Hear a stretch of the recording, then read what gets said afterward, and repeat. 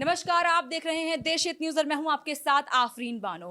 इस वक्त हम मौजूद हैं एक ऐसी शख्सियत के साथ जो 2 बार लगातार रानीपुर विधानसभा से जीत हासिल कर चुके हैं। जी हां, आपने बिल्कुल ठीक समझा। इस वक्त हम मौजूद हैं आदेश चौहान जी के पास। नमस्कार सर, आपका स्वागत है देश हित न्यूज पर। जी धन्यवाद।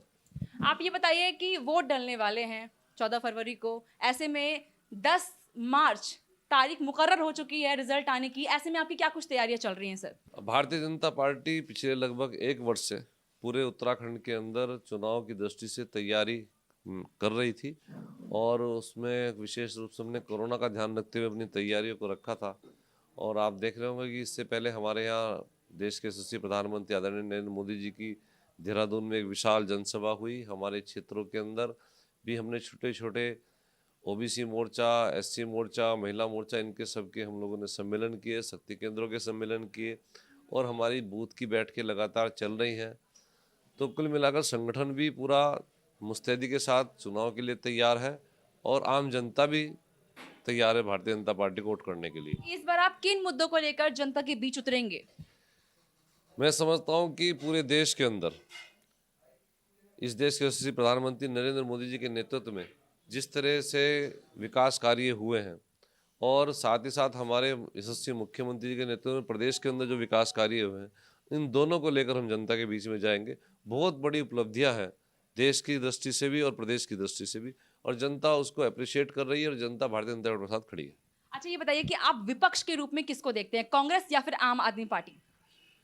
पिछली बार भारतीय जनता पार्टी की 57 सीट आई थी विधानसभा के अंदर और मुझे लगता है कि इस बार 60 से भी ऊपर, यानी कि 60 पार का जो हमारा नारा है और जो लक्ष्य है उसको हम प्राप्त करेंगे तो विपक्ष तो कहीं दिखाई नहीं देगा आपको। नहीं, आप मुझे ये बताइए कि ये थोड़ा गोल गोल हो गया जलेबी की तरह आपका जवाब। आप मुझे ये बताइए कि आप विपक्ष के रूप में किसको देखते हैं, देखते भी हैं या नहीं देखते हैं?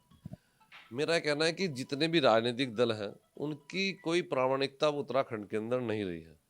आज कांग्रेस उन लोगों के साथ हाथ मिलाने की स्थिति में आ गई है जो लोग उत्तराखंड आंदोलनकारियों पर गोली चलाने वाले थे। ठीक है, आज यही हाल आपका है। आप झूठे वादे लोगों से कर रही है लेकिन उसका यहाँ पर कोई अस्तित्व नहीं है। तो मुझे लगता है कि एक तरफा भारतीय जनता पार्टी पूरे प्रदेश में जीत हासिल करेगी और 60 पार का मतलब 70 की 70 विधानसभा में भारतीय जनता सर, पार्टी। आपने जवाब नहीं दिया। आप विपक्ष के रूप में किसको देखते हैं सर? अभी तो थोड़ा किसी को नहीं देखते हैं सर? मेरा कहना है कि कोई पार्टी दिखाई नहीं दे रही, मेरे क्षेत्र में कोई विपक्षी दल दिखाई नहीं देता। ऐसी पूरे उत्तराखंड की भी हम बात करें, अगर हम 60 से पार जा रहे हैं तो कहाँ विपक्ष दिखाई देगा आपको? अच्छा, मतलब कि विपक्ष किसी को भी विपक्ष नहीं मानते हैं आदेश चौहान जी। अच्छा, आपसे मेरा एक सवाल और भी है कि आप मुझे ये बताएं कि आप लगातार 2 बार रानीपुर विधानसभा क्षेत्र में जीत हासिल कर चुके हैं। क्या लगता है, क्या इस बार भी जनता आप ही पर भरोसा करेगी या फिर कुछ चुनौतियां हैं आपके सामने? निश्चित रूप से जो रानीपुर विधानसभा है, ये भारतीय जनता पार्टी का गढ़ है और यहाँ पिछले 4 चुनाव से मैं देख रहा हूँ, पिछले 2012, 2014, 2017, 2019 लगातार भारतीय जनता पार्टी का ग्राफ बढ़ रहा है और आने वाले चुनाव में वो और बढ़ेगा। और जितना मत भारतीय जनता पार्टी को 2019 के अंदर मिला था, उससे भी ज़्यादा मतों से इस बार हम ये विधानसभा जीतेंगे। अच्छा, एक सवाल, मेरा आखिरी सवाल आपसे ये है कि अभी हमने किसी और प्रत्याशी से भी बातचीत करी, तो उन्होंने ये बताया, घुमा-फिरा के नाम नहीं लिया आपका, लेकिन इशारा आपकी तरफ ही था। उन्होंने ये कहा कि आप एक अहंकार वाले व्यक्ति हैं, आपके अंदर अहंकार में आप लीन हैं, तो इसमें आप पलटवार क्या करेंगे इस बात पे? ऐसा है कि मेरे पूरे विधानसभा क्षेत्र के अंदर आप ये बात जनता से जाकर पूछिए, आम आदमी से जाकर नहीं, मैं पूछिए। आपका जवाब जानना चाहती हूँ सर। और अहंकार नाम की कोई चीज नहीं है और ना ही अहंकार करने का कोई विषय है। जी। और मैं एक राजनीतिक परिवार से हूँ, मेरे पिताजी भी राजनीति में थे और ये हमारी चीजें कोई नई भी नहीं है। और मैं समझता हूँ कि जैसा आदेश चौहान 2012 में था, ऐसा ही आज है, कोई परिवर्तन इसमें नहीं है। तो आखिर में आप रानीपुर विधानसभा क्षेत्र की जनता को क्या संदेश देना चाहते हैं? उनसे क्या बोलना चाहते हैं?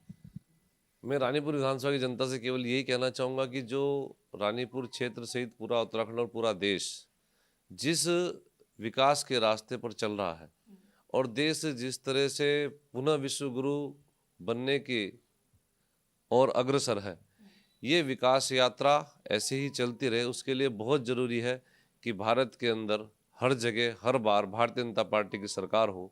हमारे प्रदेश में भी इसी बार नहीं, बार बार भारतीय जनता पार्टी की सरकार हो और ये विकास यात्रा ऐसे ही चलती रहे।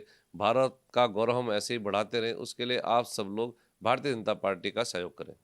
देखिए अभी आप सुन रहे थे आदेश चौहान जी को, जो कि रानीपुर विधानसभा क्षेत्र से फिर से एक बार लड़ रहे हैं। उनका कहना है कि जिस तरीके से 2 बार लगातार उन्होंने जीत हासिल करी है, इस बार भी वो जीत हासिल कर रानीपुर विधानसभा क्षेत्र में विधायकी पर वापस विराजमान होंगे। अभी के लिए बस इतना ही। देखते रहिए देश हित न्यूज, भारत की बात सत्य के साथ।